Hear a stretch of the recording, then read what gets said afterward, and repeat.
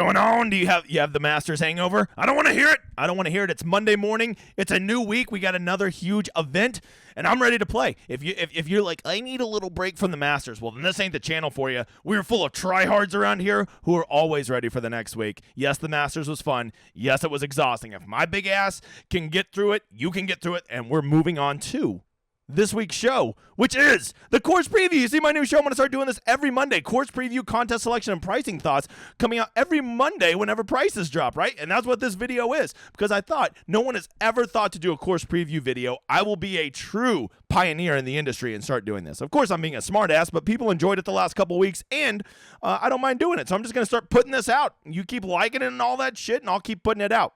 What's up, new guy? I'm the Degenerate75. I'm a PGA DFS content creator who has been playing PGA DFS a whole bunch for a whole long bunch of time. I don't even know how to fucking form sentences, and I'm here to help you not be so bad at it, because if you don't know, this shit be tough. And this show is kind of a show to first give you a thought of what you want to do to get your thoughts ready for this week, both at week-long and Showdown. If you like Showdown, come check out my slate here every Friday and Saturday night, the Showdown Hoedown for round 3 and round 4. Way easier than kicking the nuts, but if you're a traditional guy and you just like your traditional kick in the nuts, well, of course, be here Wednesday for the emergency stream, 7 p.m. Lord's time zone, where we will go over everything you need to know before you finalize your lineups. Cool? Cool. All right, this week, that is the RBC Heritage, and they are playing at Hilton Head. If you don't know where that's at, that's like a little island, little peninsula down in South Carolina. It's actually not very far from Augusta. I was just looking it up on windy.com. So let's go over the course real quick, okay? We're not going to dive super far in there. We're not going to, we're just not going to do that. But what you want to know, first of all, it's a Pete Dye course. And if you're new to PGA DFS, you want to know about Pete Dye courses, because guys who tend to play well at one Pete Dye course tend to play well at a lot of Pete Dye courses, because he does a lot of the same things at a lot of his courses. They tend to be tactical position courses. They tend to not favor bombers, and they tend to be second shot courses that play with the sight lines of players. And so when you see that, that's why you see guys that would perform well at a course like that tend to perform well at a lot of Pete Dye courses like this. And Hilton Head is no exception, right? This is a very Pete Dye-ish course, right? Has all the standard features you would expect. It's not particularly long. It is very technical. Off the tee is not rewarded. You're going to have to play very well on approach around the green, and you're going to have to putt. So if you already kind of know those kind of players, I think you're going to find a lot of that applies here. This is a par 71 course. I think it's about 7,100 yards. But the real thing that you're going to want to notice this week is that it's going to, even though there's water on a lot of the course, it's not going to be affecting how they play a lot, right? What's really going to matter is, can these guys put it in the fairway, and then are they good with medium irons, short to medium irons? Almost all of their approaches are going to fall in that 100 to 200, 125 to 200 yard range. There's not a lot of long shots. We're not going to see a lot of shots over 200 yards. Hell, even some of the par 5s are 3-shot holes for a lot of guys, because they're kind of on the longer side. As you can see, the par 5s are 588, 569, and 550. So that we don't just have those cupcake par 5s this week. No 510 yard par 5s this week. Most of the damage on this course is done at one of two places. The longer par 4s, as you can see down here, there are, 4 of them that measure 450 to 500, and those are 4 of the toughest 7 holes on the course. The other 3 are these par 3s. These par 3s all seem to fall in the 175 to 200 yard range, and this is where the course really gets you. These par 3s and those longer par 4s are where most of the bogeys are coming. Okay? And this isn't a course where you're usually going to see a -20 winner. If we get no wins and we get some rain where we have soft conditions, that's the only time you'll ever see the winning score get to -20. Usually the winning score is around -12 to -15, and I think you want to expect that this week.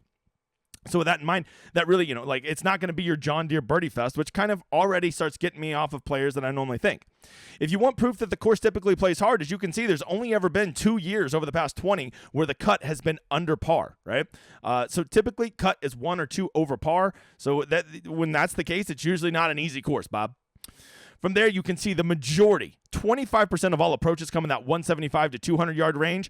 At 150 to 175, you can see these two alone almost make up 50% of all of approach shots, 150 to 200, which for most, tour players is going to be a 9-iron through what? Probably a 6-iron, right?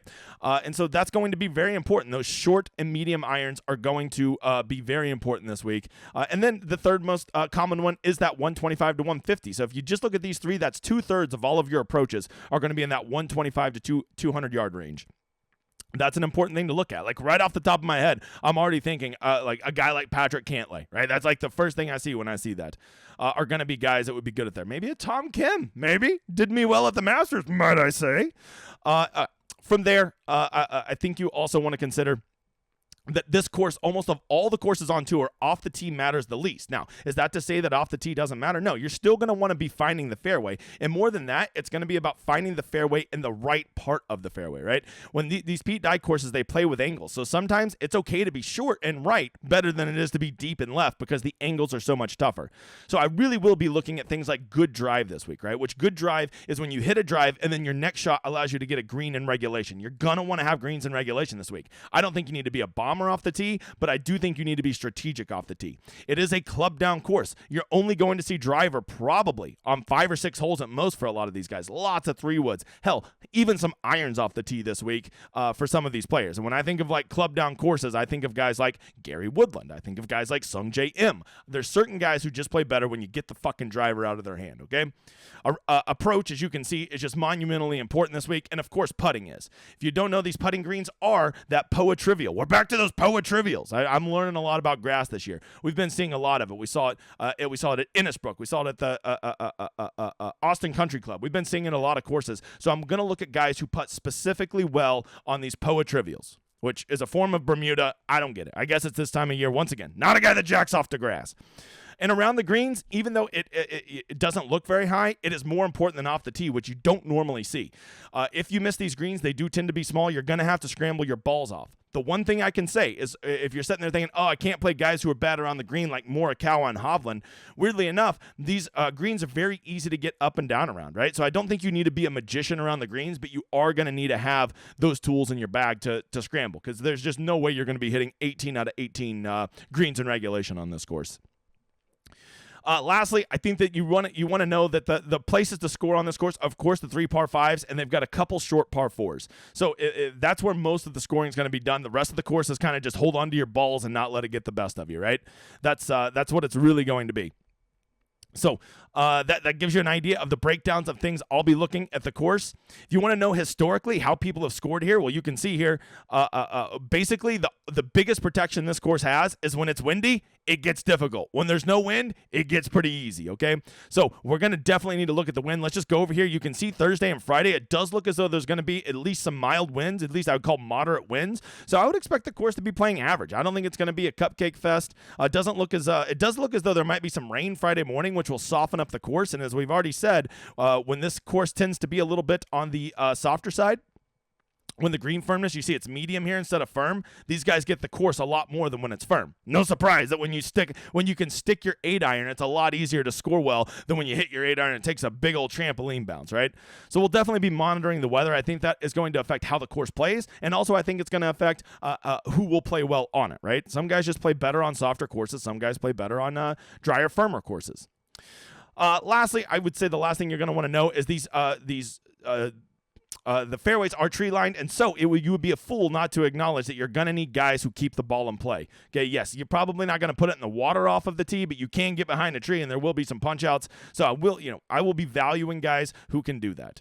Let's just go take a look at who the good guys are at tournament history. And the first 3 names I see are Webb Simpson, Matt Kuchar, Cantlay, and let's go ahead and throw Poston in there, right? None of those guys I think we're calling bombers, right? So that should right there give you a pretty good idea of guys who've played well at this course. Tend to be guys who are positional guys who are really good from 150 in, right? All those guys take care of the ball, take care of scoring from 150 in. They got good around the greens. They can all putt well, especially on this surface. And there's all solid medium to short iron players.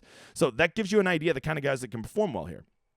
Now, does that mean that no bombers can do well? Well, of course not, right? I think that a bomber can do just fine here. But, I always think of a bomber like Gary Woodland. If they can club down, I think that that's only to their advantage. And weirdly enough, that a lot of times makes them a lot better off the tee, which begs the question, why don't you just do that all the time, Dickie? So we'll be tracking the weather. But I will say the weather will impact how this course plays. But I think you're going to want, I think most people are going to be leaning on positional players. I don't think I'm saying anything here that's mind blowing or something that people don't know. And maybe the real play this week is you go play short positional players that maybe miss the cut at the Masters, right? Like I'm already thinking of a guy like, Corey Connors, let everybody down. But he's a guy that plays well on really good strategic short positional courses, right? That would just be a guy. So I'm going to be looking at guys that everybody pissed off. I was going to play Rory again this week, but he's already withdrawn. If you didn't see, Rory has withdrawn, and I guess Will Zalatoris, his back's dead, so I guess he's out for a while, having back surgery. Let's see. Oh, Stewie Sink won here. That was back when Stewie Sink went on that random heater. Anybody else? Understand if there's anybody else that missed the cut who has good course history here. All right, so that is the course breakdown. Just a quick preview, get your juices flowing. If you want to see my model and everything I'm going to make using these stats, just come over to my website, man, dgen75.com, the fastest growing community out there. No picks, but all plays, right? We teach you how to play the game and learn how to get the best players in there. It's a great community. Come check it out. Got weekly, monthly, yearly, and I've got the best tool in all of PGA DFS called the Rosetta Stone. I do it for week-long, round 3 and round 4 showdown. It takes all of the really important information you need to know and condenses it down into one place where you can use it and make good player pools. And then you use that player pool, and that is how you hit big GPPs. You understand the game, and you make solid player pools. It's pretty simple. Lastly, go do me a favor. Drop a like and a sub. The big guy is unsponsored. He never puts ads on these videos. So if you could really help me if you just like, subscribe, and tell a fucking friend, because YouTube ain't going to share me. All right, let's get to DraftKings. Let's see if the prices are out. I started this video a little earlier anticipating them getting out, and let's see if they're up. Are they up? No, they're not up. You know what we're going to do? We're going to go talk about the contest and give them 5 more minutes to get up, and if they're still not up, I'll just edit the fucking video. Well, I won't. My editor will. All right, here we go. Let's sort by contest. Unbelievably, they have a millionaire maker this week. DraftKings does. And, just don't play in it. First of all, it's $44.44, which means $4,444 to play in it. You don't want to play in that. Look, if you're not sure if you should play in it, you shouldn't play in it, okay? For like the 10 pros that watch this show, you go fucking play in it. You don't need my permission, okay? It's a terrible return on investment. Until it's not, right? I saw my dude Cam hitting the millionaire maker this week, so maybe he'll just go double up and hit it again. From there, the big $20 this week, $1 million prize pool. I know that's going to catch your eye. $250,000 to first sounds incredible, but I'm telling you, on these tournaments, you want first place to never get more than 20%. 20% is the number, because when you give 25% to first, now look at second, it's only 40% of first. 10th place is only 1/50th. It fizzles out real quick. You're going to hit and you're playing 60,000 people, so you're going to hit the lineup of a lifetime and get 21st place, and you're going to get $1,000. That's going to suck. That is going to suck because the prize pool is so shitty for how big that tournament is. So I'd encourage you not to play in these lottos, man. You want to toss 5 lineups in there this week? Don't do it. I can tell you such better places to spend that $100. The 555 is 25% up top, so I'm out on that one. And then you get to the big $5, which they've done a really great job, DraftKings, in making this $5 super appetizing, right?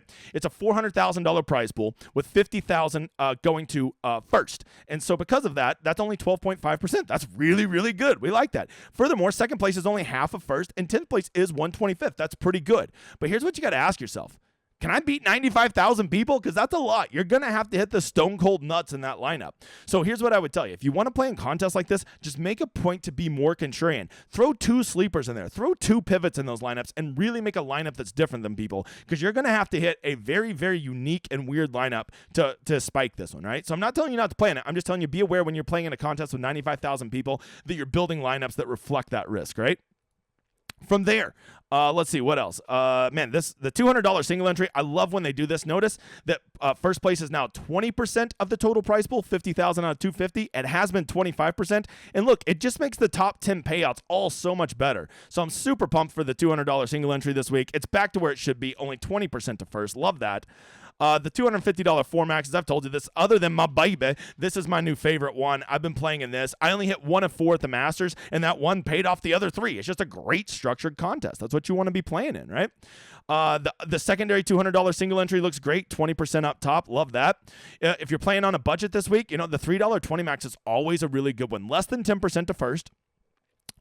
Second, not as high as I would like to see, but 10th is 1/10 of first. So, that's a pretty good contest. Once again, you do got to beat 31,000 people, but for 20 lineups, I've seen crazier things. Just make a point to get a little different. Of course, I love the $33 single entry, the $100 single entry, the $12 single entry, the $5 single entries. I think those are all the nuts contests. And if you're only playing a select amount of lineups, I think you always want to prioritize single entries. From there, my baby, the $10 18 max, beautiful as always, 10% to first, seconds half of that, and 10th is 1/10. It's a perfect contest, $180. You can max enter, and you are not playing your 18 lineups against a pro's 150. No, you're playing your 18 against their 18. It levels the playing field. It is a tremendous contest. If that's out of your price range, I get it. But if you're playing $180 a week, I don't see how you're not in that contest. I think it should be the first one you're in. The $1.20 max is really good. I always like the $44 club twirl. It always has a great payout structure. You only got to beat 1,000 people instead of 10,000 people. And some great minds have said that it is easier to beat 1,000 people than 10,000 people. I know. Great minds. Will I be playing in these Fantasy Golf World Championship tickets? Yes, I will, because I have a large amount of money I set aside this year to chase those tickets. Am I burning through that money? Yes, I am, but I don't give a shit. I'm going to keep chasing them, and I understand that when I play in those Fantasy Golf World Championship lineups, I always talk about week long, when I enter a lineup, I assume it's dead. When I enter it in those, I assume it's dead times 10, okay? Satellites are the most negative EV play that you can be in, okay? And even if you do hit it, okay, it is you're going to be holding on to that money, or you're going to be not even having that money for a long time. So just keep that in mind. I love it. I play in them, but I also understand that when I am signing up for 3 kick in the nuts every time I play in a satellite for a Fantasy Golf World Championship ticket. I've already told you about the $5 single entry. From there, they have these smaller field 3 maxes that I'm really starting to love. The $75 3 max is great. They have a little $8 3 max, a $3 3 max, a $20 3 max, and all of them are like under $25,000 in total prizes. You got to get this out of your mind that I've got to hit $100,000. You're never going to fucking hit $100,000, so quit thinking like that. Think about how awesome it would be if you hit $1,000 and you didn't have to deposit on DraftKings for the next 3 or 4 months, right? That would be awesome. And how you do that is you get in these smaller contests where the winner actually has a real chance of doing that, right?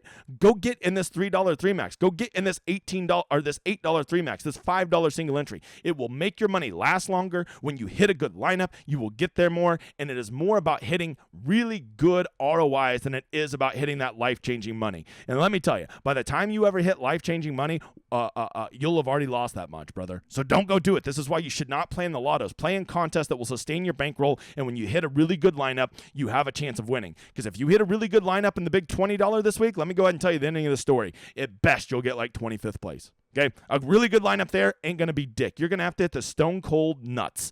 So remember that when you're doing it. All right, let's go check one more time and see if prices are out. And poof, it's up. We got pricing out for the RBC Heritage. Let's go get some first thoughts on this pricing and see what looks crazy. 2 guys over 11,000. You don't see that one, but I got to tell you, if there's 2 guys it's ever going to be, it's Jonathan Ramathan and old Scotty Scheffner, that young whippersnapper. Look, I love that, right? Because those 2 guys, they're on another playing field right now. And you got to basically make it where you can't have both of these guys in a lineup together. You got to do that. They're just both so good. I will tell you, initially, I don't think either of these are going to be particularly owned, especially Rahm. After winning the Masters and the narrative about this being a short positional course, I think you're going to see Rahm at less than 15% almost certainly this week. That's what I'm thinking. Scheffler, I think people will probably be more likely to play Scheffler over Rahm because people don't like guys that win tournaments. And, Scheffler, honestly, he probably should have won the Masters if he didn't putt like a asshole. I'm really pumped to see Spieth and Cantlay well up into the 10,000s because those 2 guys, honestly, they make so much sense. I mean, Cantlay's just built for this course. This is a good course for Spieth. They're both in good form. So it's really exciting me to see that, like, basically DraftKings is saying these top 4 guys right here, you're getting one of them and you're moving the fuck on. That's what you're doing, okay? Double stacking these guys, you're going to have to put 4 punts in there with them, and that's usually not a very good build for winning GPPs if you go look at what builds lineups. Morikawa at 10,000 seems, I would say, significantly overpriced. That seems very weird. I would think he would have been more like 9,400 this week, so that's weird. Hovland at 98 seems weirdly overpriced. I would think he would be like 9,100. Cam Young, okay, why is Cam Young more than, Morikawa, Hovland, and Cam Young are more than Finau and Schauffele? Like, where the fuck are we? What are we doing? Like, Finau and Xander are better players than those 3. Deal with it if you can't handle these truth bombs, okay? So right there, I can already tell you, Finau and Xander are going to be chalked just because if there's one thing I know about ownership, people love a good value.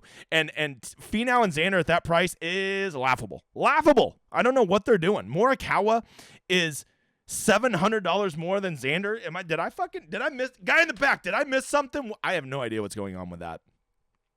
Homa, there'll be a little flop lag from him. Fucker. I still love him. I'll play him again. Justin Thomas at 8,900. What are we doing? Justin Thomas at 8,900. Justin Thomas, I always say, is the least elite of all the elites. However, 8,900 is laughable. He should be every bit of 9,700 in this field. Honestly, he should be more than Cam Young, Victor Hovland, and Morikawa. Put him in that group with Xander and Finau.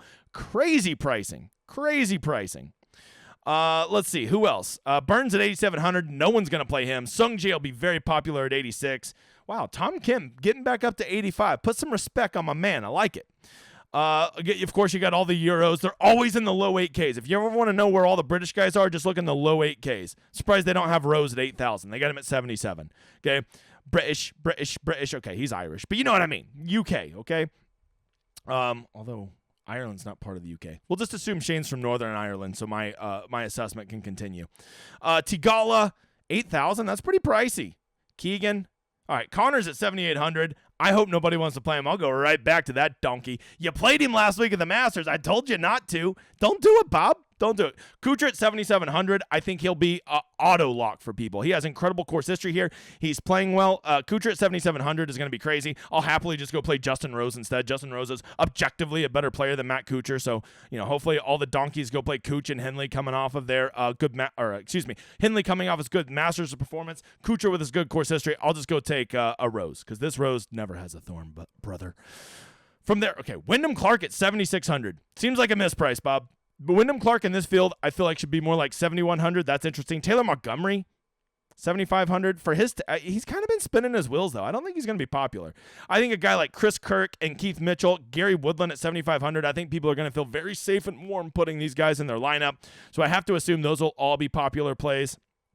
Minwoo Lee screwed everybody at the Masters. I don't think he'll be popular. Webb, I think people still want to believe, but honestly, Webb should be 6,900 if you just go look at his results, right? I get his course history has to bump him up a little bit.